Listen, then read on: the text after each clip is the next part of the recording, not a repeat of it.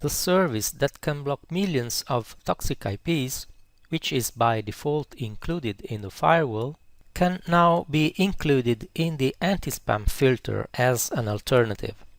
When the block is at the firewall level, all the email traffic originating from the toxic IPs is blocked by the protector before reaching the anti-spam filter. Therefore, there won't be any trace of this traffic in the email logs.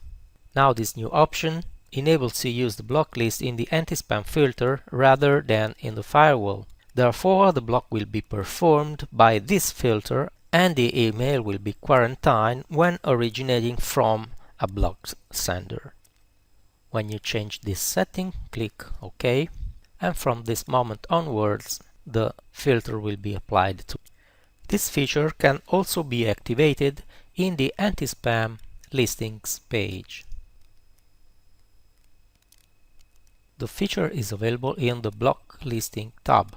Here you can choose to include millions of toxic IPs to the anti-spam filter or disable, which means that this filter will be applied to the firewall. If this service has been disabled in the firewall,